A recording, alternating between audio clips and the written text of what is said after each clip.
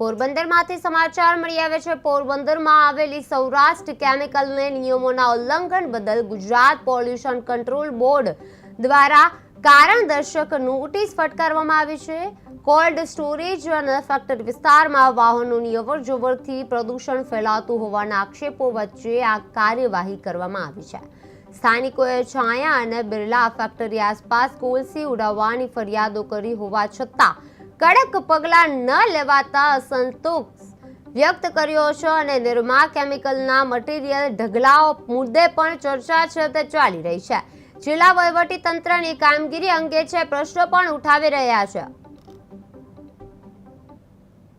પોરબંદરની સૌરાષ્ટ્ર કેમિકલને એક નોટિસ ફટકારવામાં આવી છે। નોટિસમાં શું ઉલ્લેખ છે અને શું કારણથી નોટિસ આપવામાં આવી છે? એટલે અમને અહીંયા સૌરાષ્ટ્ર કેમિકલ માટે કારખાનું છે એના માટે અવારનવાર ઘણી વખત એવી ફરિયાદ આવતી હોય કે ડસ્ટિંગની સમસ્યા થતી હોય છે।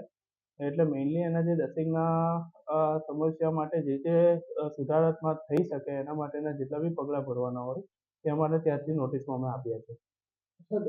કઈ પ્રકારની અંદર નોટિસમાં ઉલ્લેખ છે, અંદર કઈ પ્રકારના એવા ફોલ્ટ છે કે તમારે નોટિસ આપવી પડી છે?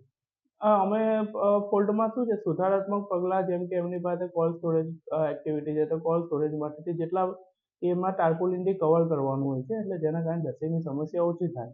તો અમુક ભાગમાં કવર નહોતું એના માટેનો મુદ્દો આપ્યો હતો અમને। અને બીજું વાહનોનો અવરજવર એમની જે પ્રિમાઇસીસમાંથી થતા હોય એના માટે ડસ્ટિંગ ના થાય એમાં પાણીનો છંટકાવ